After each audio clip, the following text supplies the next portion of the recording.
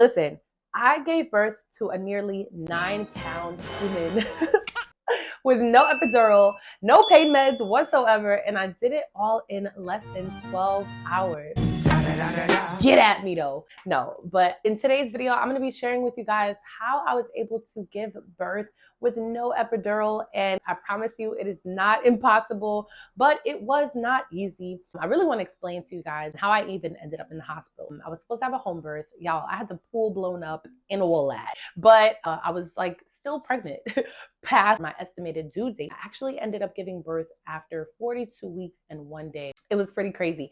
But at my 42-week and 0 days appointment, I was getting a sonogram, and they found out that I had polyhydramnios, which means that there's too much, or there's a buildup of amniotic fluid, and it actually becomes pretty risky for the fetus.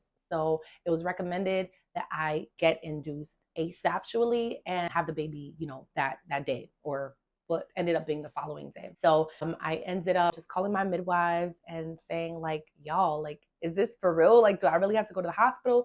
And they said that they feel very much so uncomfortable doing a home birth if I were to wait to go into spontaneous labor, and that I should, in fact, go and get induced. This was not part of my plan. We're in the hospital because God had other plans. Not man plans and God laughs. I was really taken aback, and I cried about it, but I also prayed about it, and God let me know that, what I don't even see is him. He was really protecting me. It ended up being the best thing for me. I truly, truly believe.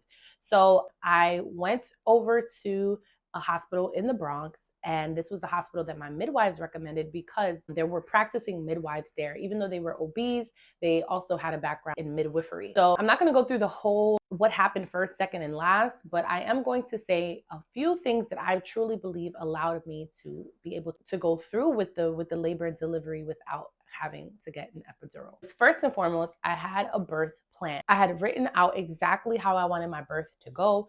Of course, plans don't always go according to plan, but this was a very important practice for me because it was me being intentional about what I wanted to see. And therefore, if I was in a situation where that plan was being tested or my integrity was potentially going to be compromised, I could just really spin the block and be like, no, this is not what I wanted, and truly, truly advocate for myself, especially because I knew I was going to be not at home, but I was going to be in the hospital.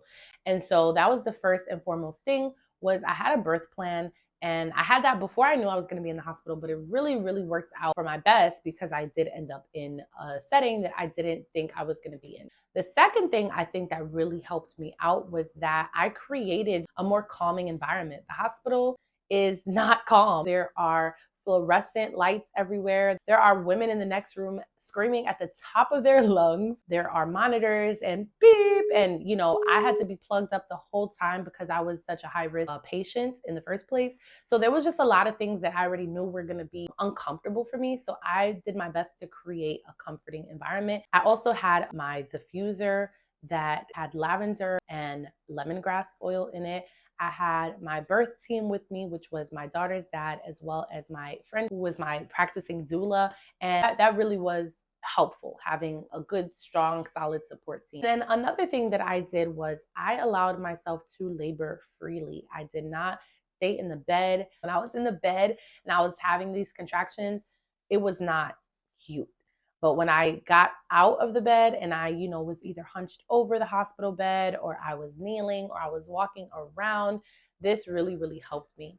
The other thing that really helped me was not watching the clock, or not really just remaining present. Every time I got a contraction, I remained focused on that contraction. I didn't think about the next one. And when I had a break in between contractions, you guys, I breathed and I relaxed as much as possible. In fact, I was falling asleep in between contractions. This was how much I had worked my mind to get to a point where, like, be grateful for those 1 to 2 minutes in between contractions, because baby, they're all you got, when you're doing this marathon that we call active labor. I believe another thing that really helped me was that I was counting out loud, or I wasn't counting out loud, but I had my birth team help me by counting out loud while I was experiencing these contractions. I don't know, for some reason, it really helped me. For some people, they might want music, they might want this, they might want that. I didn't want anything of that. I really wanted quiet.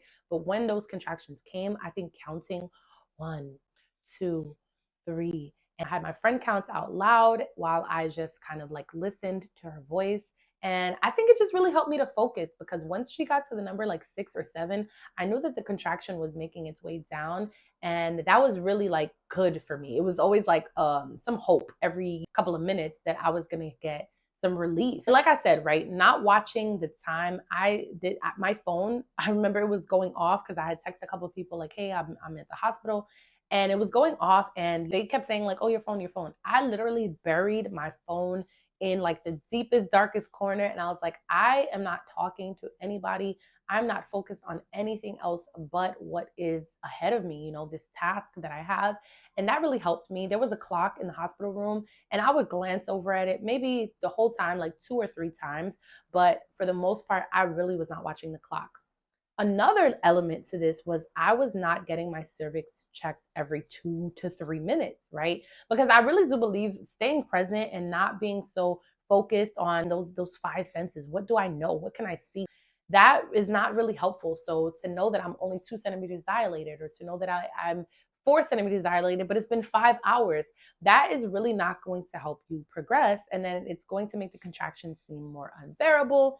Therefore, you might feel like, yeah, I need some sort of intervention because I can't take this and I don't know when this is going to end.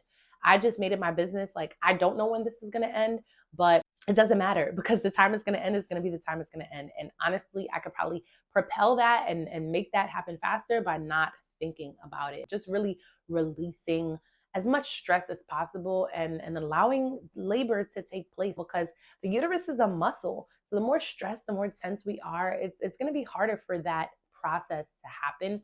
And so I just made it my business to really be as calm and as not in the know about time or how dilated I was as possible. I truly believe having a few of those things working for me. A lot of it was, environmental, but most of it was really like, how was I working and training my mind? Those things really helped me. And there were a few nurses that offered me epidural. The night nurse that left, and I ended up actually giving birth the next morning. She came back and found out that I didn't have an epidural, and she was really shocked because I think the statistics are like a really low percentage of women end up not having the epidural. And so when she was asking me the night before, are you going to be wanting epidural? Don't feel bad if you get it. I told her I'm not going to get it. And she was like, I always leave the night shift and the women say they're not going to get it. And I come back and they got it. And I'm just like, shush! Like, why are you even, what? It was a little annoying. I really just had to really be fortified, truly, because it was a battle, because it was my own philosophy on, how I wanted to give birth versus a whole institution's way of practicing, and these were the people whose care I was under. So there was a lot of friction, but I made sure I advocated for myself. My birth team, my friend, as well as my daughter's dad, they were there advocating for me and supporting me. And not to mention, I had a really bomb midwife, but my midwife was impeccable. The one that actually ended up delivering Layla, because she was an OB but also a midwife, so she kind of understood both sides. And when I told her like, don't check my cervix, she was like, we're not going to check your cervix then. So by the time I actually got my cervix checked, I was already 8 centimeters. And I think I was in transition for like 10 minutes. And then I pushed for another 10. And then that was the end of my birthing experience. It was the most beautiful thing.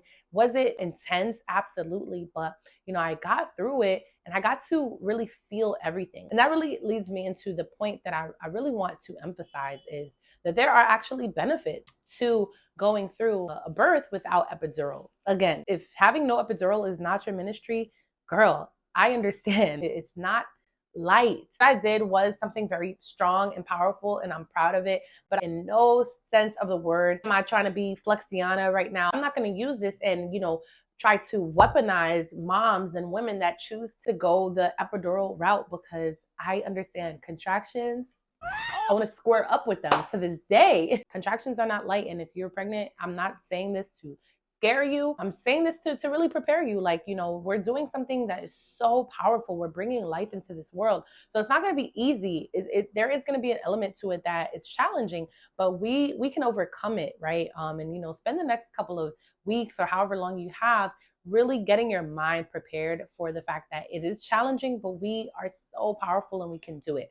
So if epidural is part of what you want, then this video again is not to bash you, but it's to really just educate people on what the natural route does provide, if that makes sense. So the benefits of having anesthesia-free labor and delivery is that, yes, you're going to go through the contractions and feel them. When you're pushing, you are going to feel it. However, you're going to feel it. And to me, honestly, that was the part that I was the most scared of. And it was the part that was the most beautiful. There was a point when I was in transition that my body just naturally started to push. It was, y'all, it was embarrassing because I'm like, y'all, am I going to like go on this hospital bed? This is embarrassing. But I was pushing so hard and it wasn't me, if that makes sense. It was just like a natural inclination to just push. And I was like, whoa, this is crazy. And pushing felt good. It felt good that like my body was like naturally doing this thing and really bringing me a couple of minutes away from meeting my boo. And so I really think that the benefits is that I really did get to feel a lot of times we don't want to feel it because we've been told, oh, the ring of fire is going to hurt, you might tear. But feeling everything was the most beautiful thing for me, guys. Viewer discretion, by the way, I should have probably put that. I don't want to get too graphic, but it was beautiful to go through that and to be able to experience and feel like, oh, my body is doing the next thing on its own, naturally, that it's supposed to be doing. So as always, I just want to leave off with a word of encouragement. If you are pregnant and you are nervous, it is a challenge, but it is something that you can always look back on, and it's a badge of honor. Being a mom going through with labor and delivery is the most beautiful thing that I've ever done in my life, and you're going to see that as well.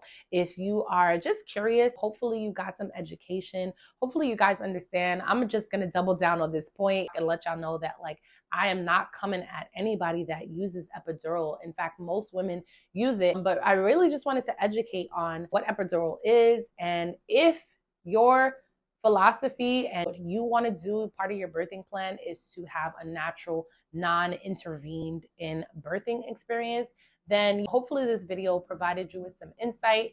Y'all, if I could do it, I'm not gonna lie, because I have a pretty high tolerance for pain.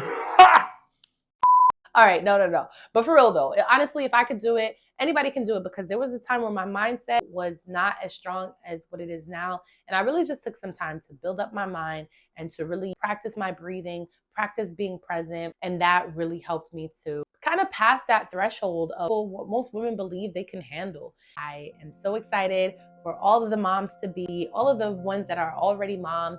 Share your birth experience in the comment section. I just want to know what you guys have also experienced. Hopefully, if you're stumbling across this and you were looking for a positive birth story, I know I did that a lot when I was pregnant. This was a positive one, that you got educated and you really are encouraged that you can get it done. It is intense, it is challenging, but it is not impossible, and it is so beautiful and so worth it. So thank you guys for watching. Go ahead and watch my previous video if you haven't done so already. Smash that like button, subscribe, and turn on your post notifications, because you're gonna miss the tea. All right, see you guys in the next one. Hey.